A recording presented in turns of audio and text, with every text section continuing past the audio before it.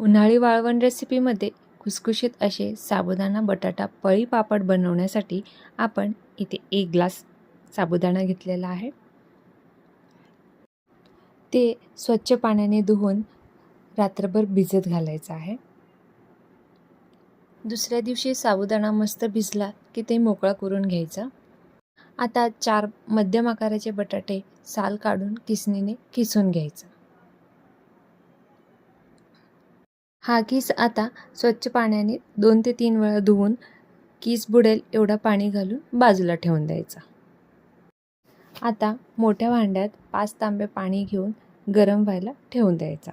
तोपर्यंत आवडीनुसार हिरव्या मिरचीचा पेस्ट मिक्सरला बनवला आहे आणि छान गरम झाला की यात सर्व भिजलेला साबुदाणा घालून मिक्स करून घ्यायचा आणि 10 मिनिट लो गॅसवर शिजवून घ्यायचा। तर साबुदाणा अर्धवट शिजला आणि मिश्रण थोडं घट्ट झालं की किसलेला बटाटा घालून मिक्स करून घ्यायचा आणि 5 ते 10 मिनिटांसाठी मंद आचेवर शिजवून घ्यायचा। 10 मिनिटांनंतर बटाटा साबुदाणा छान शिजला की त्यामध्ये मिरचीचा ठेचा घालून मिक्स करून घ्यायचा।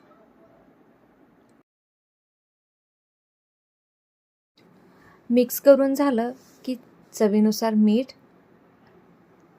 आणि जिरे घालून चांगला एकजीव करून घ्यायचा।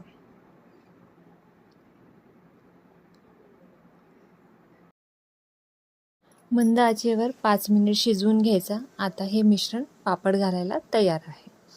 अशा प्रकारे उन्हामध्ये सर्व पापड घालून घ्यायचे। पापड तळल्यानंतर पापड दुप्पट तिप्पट फुलतो आणि मस्त अशी कुरकुरीत होते। अशाच नवनवीन पापडच्या रेसिपीसाठी सबस्क्राईब करा, कमेंट करा, लाईक करा। धन्यवाद।